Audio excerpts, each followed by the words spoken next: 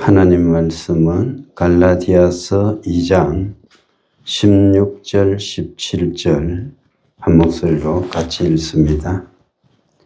사람이 어렵게 되는 것은 율법의 행위로 말미암음이 아니요 오직 예수 그리스도를 믿음으로 말미암는 줄 알므로 우리도 그리스도 예수를 믿나니 이는 우리가 율법의 행위로서가 아니고 그리스도를 믿음으로써 어렵다 함을 얻으려 함이라. 율법의 행위로서는 어렵다 함을 얻을 육체가 없느니라. 만일 우리가 그리스도 안에서 어렵게 되려 하다가 죄인으로 드러나면 그리스도께서 죄를 짓게 하는 자냐? 결코 그럴 수 없느니라. 아멘. 인사하겠습니다. 하나님이 함께 하십니다. 시작. 하나님이 함께 하십니다. 우리 하나님은 우리가 지난 주간에 부활절을 보냈습니다만 살아계신 하나님입니다.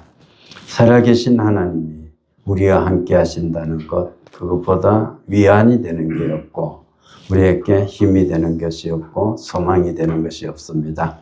우리가 힘이 들 때 정말로 어려운 일들을 만날 수 있잖아요.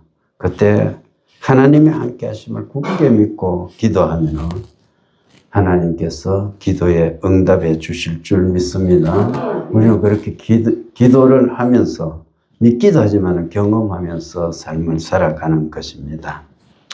오늘 말씀을 보면은 사실상 보면은 이게 16절만 해도 되는 것. 본문의 말씀은 17절까지 제가 적어놨습니다만은 동일한 말씀이에요. 오직 믿음에 관해서 말씀을 하고 있습니다. 우리가 신앙생활을 할 때 또는 사람들이 삶을 살아갈 때 그러는 거예요. 우리 옛말에 제 잘난 맛에 산다 이런 그 말이 있습니다만 사람들마다 자기가 생각하는 거예요. 이 정도면 괜찮다 이렇게 생각합니다. 그래서 나는 괜찮은 사람이다 이렇게 끊임없이 생각을 하는 거예요.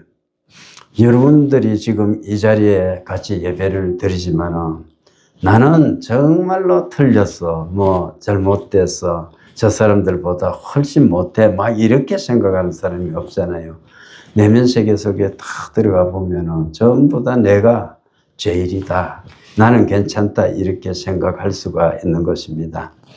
나는 그래도 이 정도는 하고 있어, 그래서 저 사람보다는 내가 낫다 이런 생각들을 할 수도 있는 것입니다. 신앙생활을 할 때도 마찬가지예요. 나는 오래 믿지를 못했고 간 믿었는데도 내가 이 정도 열심을 가지고 신앙생활을 하면 괜찮은 거다 이렇게 스스로가 이렇게 자족하거나 만족하는 그 자위하면서 이렇게 삶을 살아갈 수가 있는 것입니다. 또 간혹 나 같은 여건 하에서 이 정도면 그래도 하나님이 기뻐하실 거다 이렇게 생각하시는 분들도 있을 수가 있습니다. 하나님 앞에서 나는 인정받을 수 있을 거야. 정말로 누구하고 비교해도 나 정도 하는 사람은 없는 것 같아 이렇게 생각할 수도 있는 겁니다. 이러한 것들이 바로 행위신앙이다 이렇게 볼 수가 있습니다. 그런데 오늘 말씀은 이 행위신앙 자체를 완전히 무너뜨려 버려요. 여러분, 우리는 이제 끊임없이 이신득이 이 믿음으로 어렵다함을 얻는다는 신앙, 이것을 교육을 받아왔고 알고 있는 겁니다. 그래서 사람이 어렵게 되는 것은 끊임없이 믿음으로 되는 것이지 행위가 아니다 생각하니까 사람들이 행위를 또 무시해 버리는 거예요. 그 행위를 무시하고 나는 믿기만 하면 된다 이렇게 생각하는 겁니다. 근데 잘못된 것은 뭐냐? 믿음하고 행위하고는 분리할 수가 없는 거예요. 조금 이따 또 살펴보겠습니다만 분리할 수 없는 거고, 또 하나 잘못된 게 뭐냐? 믿음으로 구원을 얻는다 하고 나니까 행위가 그러면은 도대체 뭐 하는 거냐 이렇게 생각하는 겁니다. 그러니까 우리 한국 사회 같은데 가르치는 게 어떻게 됐냐. 이 다음에 천국 갔을 때 행위로 상급을 받는다 이렇게 가르치는 거예요. 그렇게 믿고 있는 겁니다. 그러다 보니까 어떻게 해요? 천국에서 상급이 많기 위해서 내가 열심히 한다는 거예요. 여러분 이것도 잘못된 신앙이에요. 천국에 상급이 있는 것은 분명한 사실입니다만은 그 상급은 하나님이 그냥 우리에게 주시는 거예요. 그런데 우리 행위에 따라 가지고 상급을 매긴다면 거기 뭐가 들어갑니까? 내 공로가 들어가는 거예요. 그래서 이 믿음의 생활, 신앙이라는 것은 절대적으로 우리의 공로가 개입할 여지가 없습니다. 그래서 이 말씀들을 오늘 살펴보기 전에 첫 번째로 우리가 생각해야 될 것, 잘못된 두 가지를 생각해야 돼요. 첫 번째는 내가 믿음으로 구원을 얻었으니까 행위는 나는 안 해도 내가 믿기만 하면 된다. 예수만 믿으면 된다. 이 생각 버려야 되고, 두 번째, 그러면 내가 행위를 열심히 했으니까 하나님께 큰 상급을 받을 것이다. 예를 그러면은 헌금을 많이 해야 내가 하나님으로부터 상급을 받는다. 이런 생각. 그러면은 여러분 요즘 큰 교회 같은 데는 장로가 되기 위해서는 제법 돈을 많이 내어놔야 된다는 그런 이야기들도 들려오는 거예요. 그러면은 여러분 가난한 사람은 전혀 장로가 될 수 없습니까? 그건 성경적이지 않잖아, 그죠? 교회에 임지식이 있다. 저는 생각이 그래요. 여기서 장로가 세워지든 집사가 세워지든 교회 경비를 가지고 그 행사를 하는 거야. 저는 그렇습니다. 교회 경상비를 가지고 그 교회 행사거든. 교회 행사를 교회에서 부담을 해서 행사를 하고, 그러면은 그 당사자들은 뭘 해야 됩니까? 감사하니까 자기 형편과 자기가 감동 오는 대로 감사 헌금을 하면 된다. 이렇게 생각합니다. 일정한 비율로 잘 사는 사람도 있고 못 사는 사람도 있는데 장로가 2명을 뽑아요. 그럼 장로 2명이 이제 임직을 하게 되면 하나에 한 사람에 얼마씩 내놓으라 이렇게 하면 안 맞죠. 잘 사는 사람은 많이 낼 수 있는 거고 잘못 사는 사람은 못 낼 수도 있는 거지. 그런 걸 가지고 우리가 신앙을 획일화 해서는 안 된다 이렇게 생각합니다. 15절에서 오늘 본문을 살펴보기 위해서는 우리가 15절을 한번 살펴볼 필요가 있어요. 15절에서 바울이 어떻게 이야기합니까? 우리는 본래 유대인이요 이방 외인이 아니로되 이렇게 말했어요. 지난번에 이 베드로의 외식에 관해서 제가 말씀을 살펴보면서 시간이 없어서 깊이 있게 말씀을 전하지를 못했어요. 그러나 이 갈라디아서 2장에 나오는 이 베드로의 외식의 문제는 엄청난 사건이에요. 그 엄청난 사건이고 이게 굉장한 의미를 가진 것이다. 이렇게 우리가 생각할 수 있습니다. 이 바울이 지금 베드로의 그 외식을 보고 베드로를 보고 책망을 하고 나서 지금 이야기하고 있는 것이 뭡니까? 우리는 유대인이다. 이방 외인이 아니다. 이 이야기를 하는 거예요.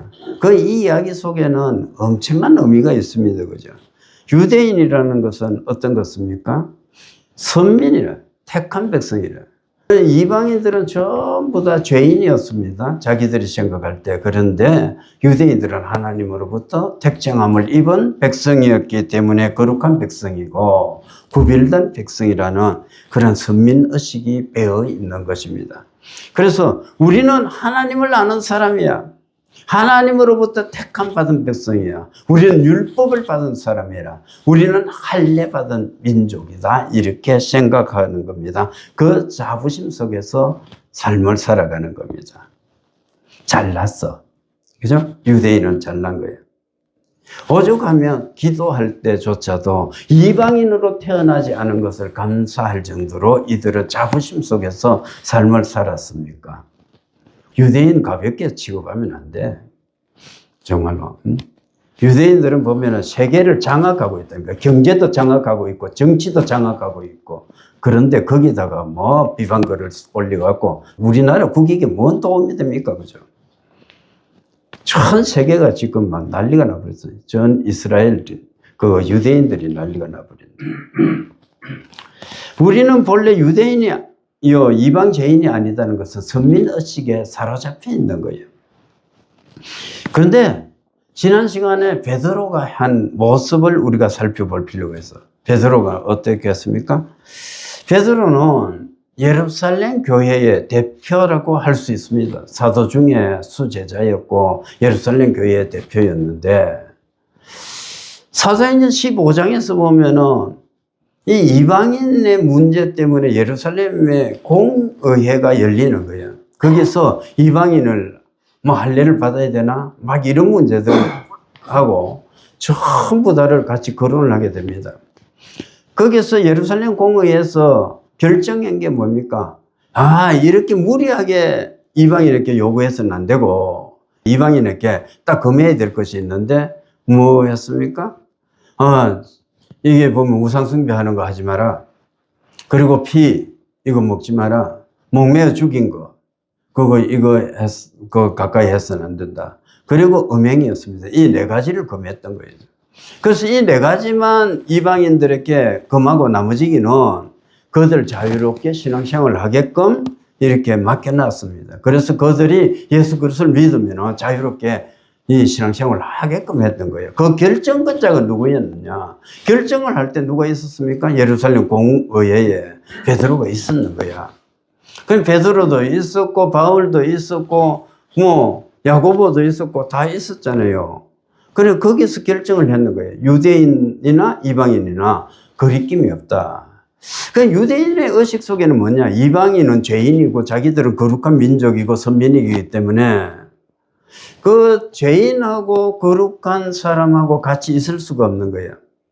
특별히 이 식사 문제에서는 더 했던 겁니다. 그래 이방인하고 식사를 한다는 것은 저 죄인하고 우리하고 어떻게 식사를 같이 할 수 있느냐. 선민은 유대인 가슴속에 늘 거기에 배어 있었던 겁니다. 그런데 그것을 깨뜨린 것이 사도행전 15장의 말씀인 거야.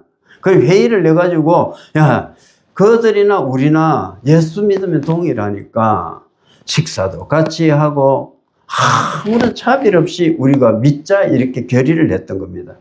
그 베드로는 누구보다도 개방적인 사람이었어요. 그래서 그 결의대로 이 안디옥에 와서 보니까 이방인들이 있거든. 이방인들하고 같이 식사를 하게 되었던 겁니다. 괜찮았어요. 베드로의 생각도 괜찮았고 행동도 괜찮았던 것 아닙니까? 그런데 갑자기 예루살렘으로부터 야고보로부터 파송된 사람들이 온다는 소식이 들려오는 거예요. 그러니까 베드로가 옛날의 생각들이 살아난 거예요. 내가 이렇게 있어가지고 내가 유대인으로서 이방인들하고 식사 자리를 같이 했다는 것이 저들에게 보여지고 이 소문이 나면은 앞으로 내가 살아가는데 굉장히 장애가 될 것 같다 싶어가지고 어떻게 했습니까? 식사 자리를 피해버렸던 거예요. 나는 밥 안 먹었어 이들하고 이렇게 했기 때문에 바울이 그 모습을 보고 베드로를 공격을 했던 겁니다. 신앙적으로 보면은 베드로는 바울에 비해서 대선배잖아요. 위대한 사도였잖아요. 그럼에도 불구하고 이 베드로를 사정없이 이렇게 바울이 공격했던 모습을 우리가 볼 수가 있습니다. 우리가 이렇게 알 수 있는 것은 정말로 이러한 식사를 못하는 자들이 이렇게 서로 간에 차별을 가지고 살아왔던 그들이 기독교 세계로 들어오면서 차별 없는 공동체가 되었는 거예요. 하나된 공동체가 되고 그렇게 산다고 하면서도 이게 실천하는 과정이 얼마나 이렇게 어렵는지 몰라요. 유대인들은 그들의 정결법은 뭡니까? 할례 받은 백성이 아니면 같이 식사를 못하는 거예요. 그 할례라는 것 자체가 자기 민족만이 가지고 있는 하나의 민족적인 특성이었고 하나님으로부터 이 할례는 언약 백성인 정표로 받은 것이다 이렇게 생각했던 것입니다.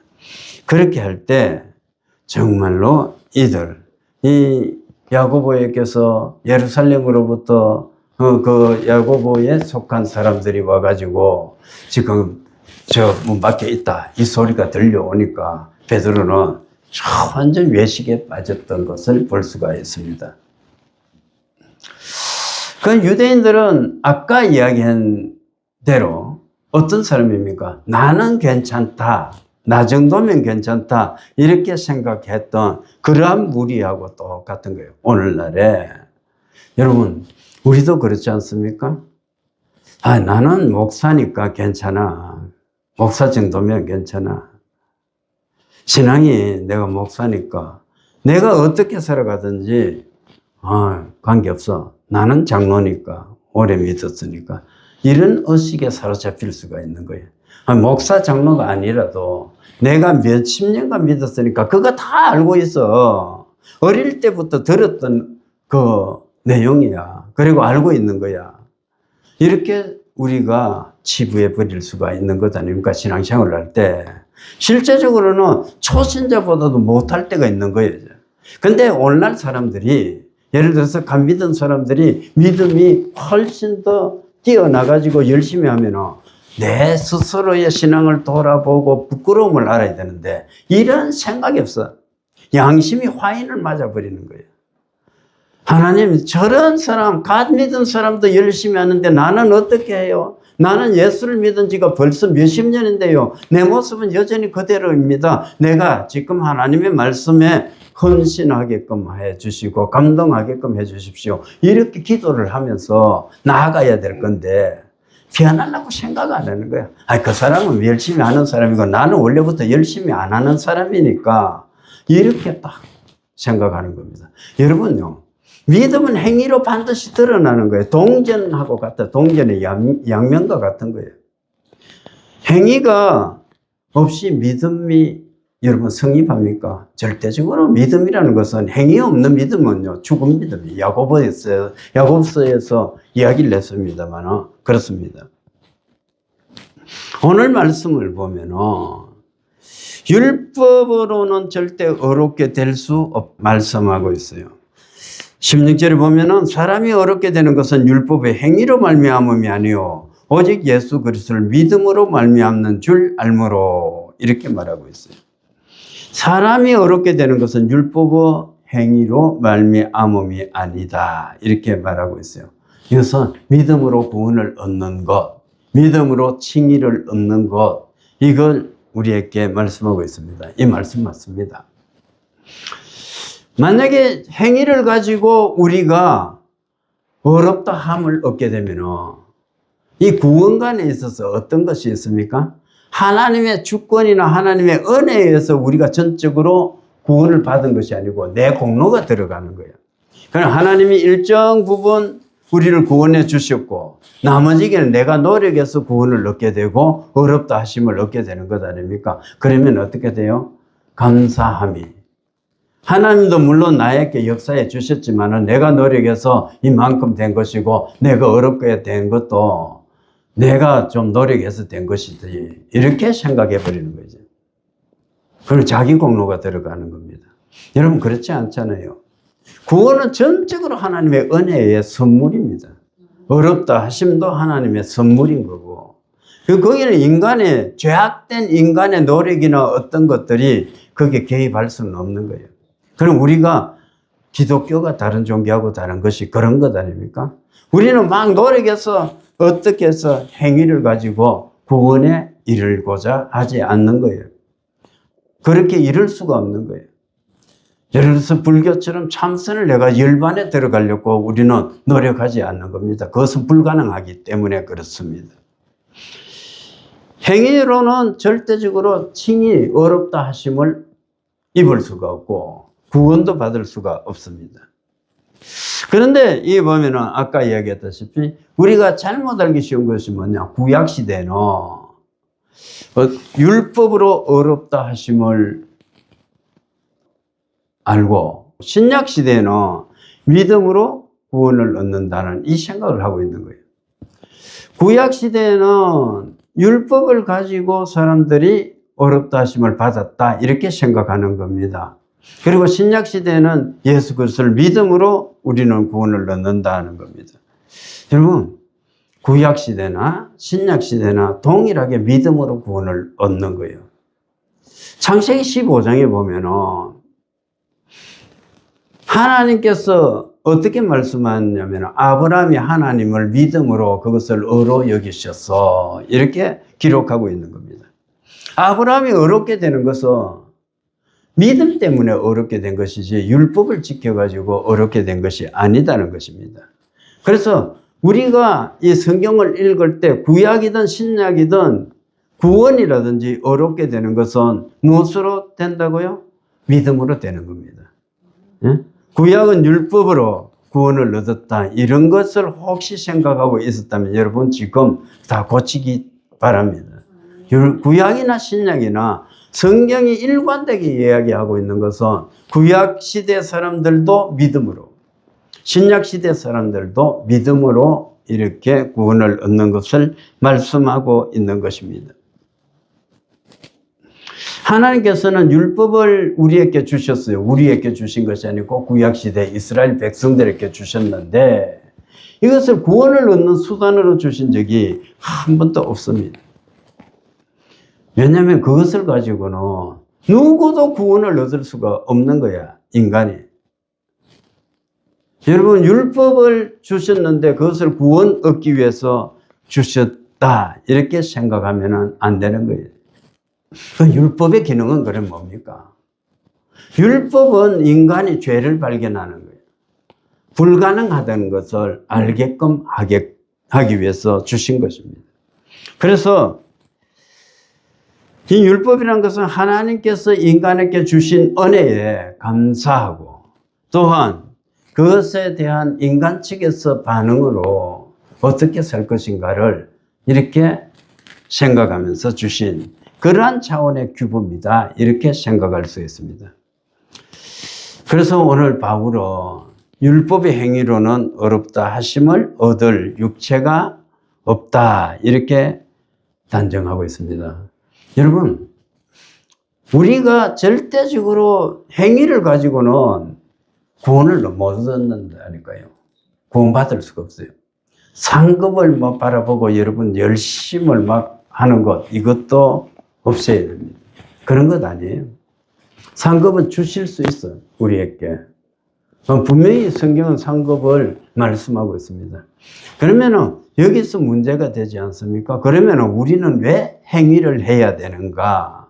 그러면 믿음으로 구원을 얻고 우리의 행위는 상급하고도 관계없고 그러면은 우리는 왜 이렇게 행위를 가지고 나타내야 되느냐? 이 문제가 우리에게 다가오는 거죠. 왜 우리가 그것을 해야 되느냐?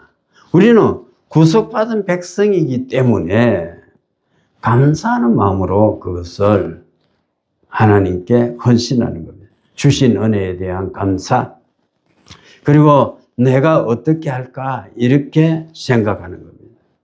여러분, 우리 육체가 이 어렵다 하심을 받기 위해서 노력을 한다고 해보십시오.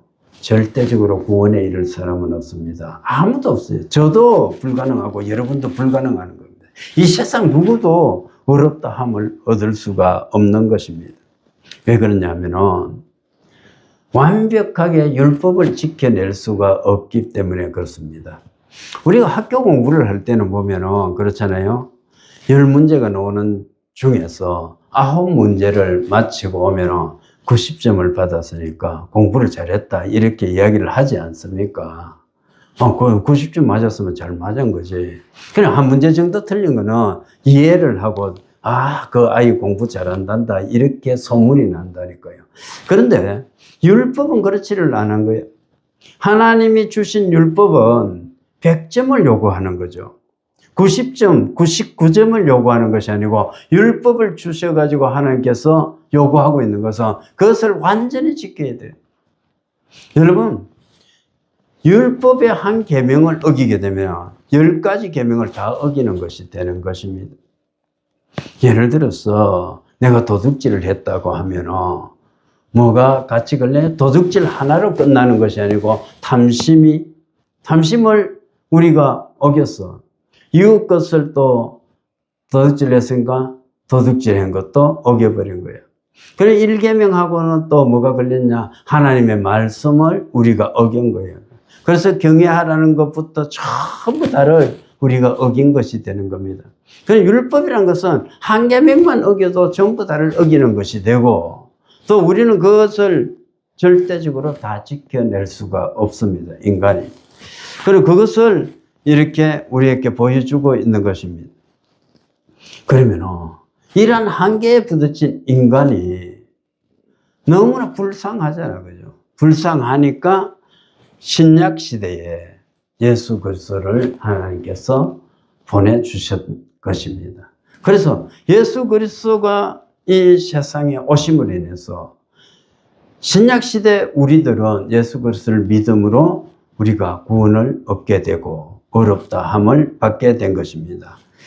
길은 하나밖에 없어요. 예수 그리스도를 믿는 거. 나의 착함도 아니고 나의 열심도 아니고 오직 예수 그리스도를 믿는 것입니다.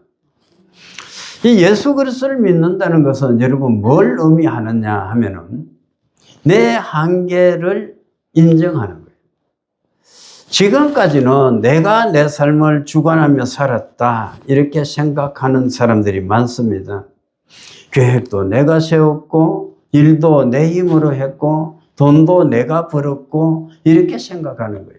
지혜도 내가 머리가 원래 타고날 때부터 나는 태어날 때부터 다른 사람보다는 머리가 비상했어. 그 머리를 가지고 내가 이렇게 많은 돈을 벌었어.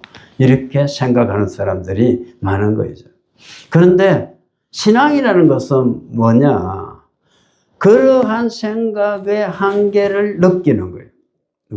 하나님, 내가 지금까지는 내 힘으로 삶을 사는 것 같고 내 지혜로 내 총명으로 삶을 사는 것 같고 이랬는데 지금 생각해 보니까 이 모든 것이 하나님의 주권 아래 있습니다. 이것을 고백하는 거예요. 그래서 자기의 한계를 인정하는 것, 그때부터 우리가 신앙이 출발되는 것이고 그러한 사람이 예수 그리스도를 믿게 되는 것입니다. 여러분, 내가 자신이 있고 내 힘으로 살아갈 수 있고 내가 세상에서 돈벌이 해갖고 살아갈 수 있다고 생각하는 사람이 아직도 예수 그리스도를 믿는다고요? 아니요. 예수 그리스도를 믿는 사람은 이 세상의 방법으로는 도무지 내가 살아갈 수 없다는 한계를 느낄 때 그때 하나님을 찾을 수밖에 없는 겁니다. 그래서 자꾸 우리가 내 직업을 팽개치라는 것도 아니고 내가 일하지 말라는 것도 아닙니다. 내가 어떤 일을 하되 기쁨으로 다 감당은 하되 나의 한계와 나의 능력의 한계, 내 인생의 허무함 이 모든 것을 같이 생각했던 사람이 하나님 앞에 고백하면서 내 힘으로 살 수 없습니다. 하나님 나를 불쌍히 여겨주십시오. 이런 마음으로 그리스도 예수를 구주로 인정하며 나아오는 것. 거기서부터 신앙이 출발되는 것이라니까요. 여러분, 신앙인은 내가 한 것이 없는 거예요. 전부 다가 예수님이 해주셨습니다. 하나님이 해주셨습니다. 이게 정상인 신앙인입니다. 나의 하루에 먹고 사는 것도 하나님이 주셔서 내가 가능합니다. 먹여주셔서 감사합니다. 그러니까 우리 주기도문을 할 때도 뭡니까? 일용할 양식을 주셔서 감사합니다. 우리가 고백하지 않습니까? 그러니까 내가 자고 나서부터 또 자리에 눕기까지, 아니 밤중에 잠자리에 들었을 때까지도 하나님은 나와 함께 하시고 나를 지키시고 나에게 은혜를 베푸신다는 것을 인정하고 그것을 우리가 믿고 나아가는 것입니다. 그래서 그렇게 살아갈 때 우리가 신앙이 시작되는 것입니다. 어렵다는 것, 이것은 내가 만들어내는 것이 아니고 예수 그리스도께서 십자가에 달려 돌아가심으로 인해서 내 죄를 전부 다 어떻게 해요? 죄값을 치러 주셨거든요.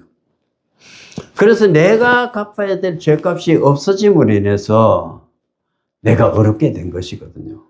그래서 이 구원이나 어렵게 되는 것이나 여기에 모든 공로는 오직 예수 그리스도께 있음을 믿으시기 바랍니다.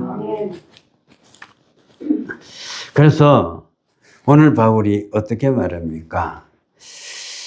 16절 중반에 보면은 우리도 그리스도 예수를 믿나니 이렇게 말해요. 우리도 그리스도 예수를 믿나니 그것을 깨달은 우리가 그리스도 예수를 믿는다고 말합니다. 교회 출석을 자주 하는 것 중요합니다. 그렇지만 그것 가지고 구원을 얻는 것도 아니고 지식을 가지고 성경을 전 창세기부터 계시록까지 달달달달 외우고 있는 거예요. 그렇다고 구원을 얻는 것도 아닌 겁니다. 믿어야 되는 거예요. 여러분, 우리가 신앙생활을 되돌아봅시다. 우리는 과연 무엇을 의지하고 있습니까? 정말로 내 내면 세계 속에는 바깥에 드러나는 것, 이것, 사람들 앞에 예배를 하니까 같이 예배하는 것, 이것 치우고 정말로 내 내면 속에 세계 속에 깊은 곳에 그리스도 예수가 계십니까?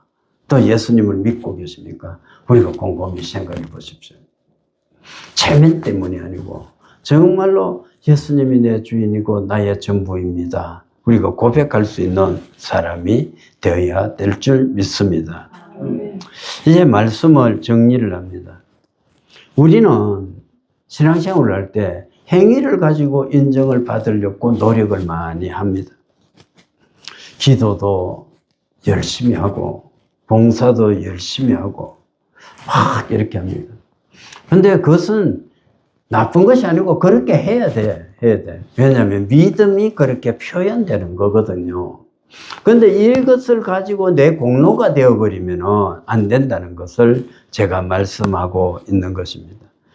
예배하는 것도 내 공로가 되어버리고 봉사하는 것도 내 공로가 되어버리고 그렇게 해서는 안 되고 그저 믿는 사람이 예수 그리스도께서 주신 그 구속의 은혜를 감사하면서 우리가 헌신하는 거예요. 봉사하고. 남이 알아주지 않더라도 하나님께서 나를 이렇게 구속해 주신 그 사랑을 생각하면서 우리가 봉사해 나가야 되는 것입니다. 어렵다는 것, 이것은 하나님께 속한 것입니다. 그 근원이라는 것은 절대적으로 인간에게 있지 않는 것입니다. 여러분, 시편 143편 2절에 보면 이렇게 기록되어 있습니다. 주의 종에게 심판을 행하지 마소서. 주의 눈앞에는 어려운 인생이 하나도 없나이다. 이렇게 말하고 있어요. 그것을 바울은 모든 사람이 죄를 범하였으며 하나님의 영광에 이르지 못한다. 모두가 죄인이다. 이렇게 선언하고 있는 것을 우리는 잘 알고 있습니다. 여러분, 우리는 전부 다가 죄인인 거예요. 아무도 우리가 어렵다 함을 입을 수가 없었습니다. 그런데 오직 하나님께서 우리를 이렇게 어렵다 해주시는 거예요. 로마서 3장 20절에는 보면 그러므로 율법의 행위로 그의 앞에 어렵다 하심을 얻을 육체가 없나니 율법으로는 죄를 깨달음이니라. 이렇게 말하고 있어요. 여러분, 하나님은 우리의 행위가 아니라 믿음을 보고 계십니다. 어렵다는 것, 이것은 행위로 얻어지는 것이 아니고 믿음으로 받는 것임을 우리는 잘 알고 있습니다. 오늘 이 말씀을 통해서 유대인이라는 태생 자체가 그들을 어렵게 해줄 수도 없었고 그들 스스로가 이렇게 선민이라 생각한 그 자체가 그들을 구원에 이르게 할 수도 없었던 것을 우리가 보았듯이 오늘 신약 시대에서는 우리들도 마찬가지예요. 내가 그렇게 철저하게 의지했던 재력, 이것이 우리를 어렵게 할 수가 없어요. 또 우리가 명예가 있다 해도 그것이 우리를 어렵다 할 수도 없고 권력이 있다고 해도 불가능한 겁니다. 지식으로도 불가능한 겁니다. 여러분, 오늘 우리가 생각해 봅시다. 나는 무엇을 의지하고 신앙생활을 하고 있는가? 행위인가? 아니면은 예수 그리스도인가? 하나님께서는 오늘도 예수 그리스도를 믿는 자를 찾고 계시고 예수 그리스도를 믿는 자를 어렵다 하고 계십니다. 여러분, 어려움이라는 것은 내가 만드는 것이 아니고 오직 믿음을 가지고 신앙생활을 해나갈 때 하나님께서 주시는 선물임을 우리가 믿고 이 한 주간도 삶을 살 때 나 같은 죄인을 구속해 주신 그 사랑을 기억하며 하나님 정말로 감사합니다. 버려두면 죽을 수밖에 없었던 저를 예수 그리스도께서 십자가에 달려 피 흘리시고 살을 찢으셔서 어렵다 해 주셨습니까? 그렇다면 나는 내 삶을 바쳐서 하나님의 영광을 위해서 더욱 열심히 살아가겠습니다. 결단하십시오. 그리고 그것을 위해서 살아가십시오. 육체를 위해서 수고하고 애쓰는 것도 중요하지만 그것이 목표가 되어버릴 때 우리는 너무 피곤한 거예요. 너무 피곤할 뿐 아니고 그러나 하나님의 영광이 목표가 되어질 때 육체의 어떤 직업이라든지 모든 것이 내가 일하는 까닭이 뭐냐, 내가 사업하는 까닭이 뭐냐, 하나님의 영광이다 이렇게 생각하면 즐거워지는 겁니다. 삶이 바뀌어지는 겁니다. 주의 영광을 위해서 살아갑시다. 이 한 주간도 이 말씀 생각하면서 우리가 하나님이 주신 이 선물, 어렵다 하신 구속함, 이것을 우리가 생각하며 하나님의 영광을 위해서 열심히 달려가고 헌신하고 갑절로 충성하는 저와 여러분 될 수 있기를 주님의 이름으로 축원합니다. 아멘. 수밖에 없네. 기도하겠습니다. 하나님, 오늘도 말씀을 통해서 우리를 구속해 주신 하나님의 그 사랑을 참으로 감사할 수밖에 없습니다. 우리가 영원히 죽을 수밖에 없었고 우리는 절대적으로 우리의 노력이나 행위나 우리 자신의 어떤 것을 가지고도 어렵다 하심을 입을 육체가 없었는데도 그리스도 예수께서 우리를 어렵다 하시기 위해서 십자가를 지셨고 그 예수께서 우리의 죄값을 다 치러 주셨기 때문에 지금 하나님의 백성이 되었고 하나님 어렵다 하심을 잊고 하나님께서 우리가 동행하는 그 기쁨 속에서 우리가 삶을 살아갈 수 있게 되었음을 생각할 때 감사하지 않을 수가 없습니다. 하나님, 이 감사가 우리 일생 동안 넘쳐날 수 있도록 은혜를 베풀어 주시옵소서. 우리의 행위라는 것은 참으로 보잘것없습니다. 하나님, 내가 그리스도 예수를 알고 믿고 나서 내 행한 것 모든 것이 아버지 하나님 앞에서는 기억됨조차 없을 미미한 것들인데 우리가 그 공로를 자랑하지 않도록 해주시고 행위를 드러내지 않도록 해주시고 오직 믿음으로 또 하나님께 우리가 감사함으로 봉사하고 열심을 가지고 주를 섬겨나갈 수 있도록 해 주시옵소서. 같이 하지 못한 성도들이 있습니다. 아버지 하나님, 참으로 그들이 때로는 직장에 또 여러 가지 사정으로 아버지 같이 예배에 참석하지 못했는데 하나님 품어주시고 기억해 주셔서 그들이 하는 모든 수고와 그들의 삶에 간섭해 주시고 동행해 주시옵소서. 아버지 다음부터 같이 예배할 수 있도록 은혜를 베풀어 주시옵소서. 또한 아버지 하나님, 우리가 연약한 가운데 하나님께 기도하는 그러한 성도들도 있습니다. 불쌍히 여겨 주시옵소서. 아버지 하나님 앞에 무릎 꿇고 간구할 때 우리의 연약해진 육체가 회복될 뿐 아니고 아버지 하나님 이전보다 강건해지기를 원합니다. 완전히 나음받아서 아버지 하나님 그 입술로 주를 찬송하고 간증하며 살아갈 수 있도록 해 주시옵소서. 이 교회에 복을 주셔서 아버지 하나님 날마다 믿는 자의 수가 늘어날 수 있도록 해 주시고 이 시대에 어두운 시대에 빛이 되어서 그들에게 소망을 나눠줄 수 있는 그러한 교회가 될 수 있도록 해 주시옵소서. 지금은 우리 주 예수 그리스도의 은혜와 하나님 아버지의 무한하신 사랑과 성령님의 감동, 교통, 충만하신 은혜가 하나님께서 우리를 어렵다 해주신 그 은혜를 기억해서 우리가 오직 신실한 믿음을 가지고 더욱더 열심히 하나님을 믿고 우리가 더욱더 하나님의 사랑을 전하고 하나님의 사람답게 살아서 하나님께 영광을 돌려드리고 사람들로부터도 칭송받기를 다짐하는 이 자리에 있는 모든 성도들 머리 위에 가정 위에 생업 위에 이제로부터 영원토록 함께 있을지어다. 아멘.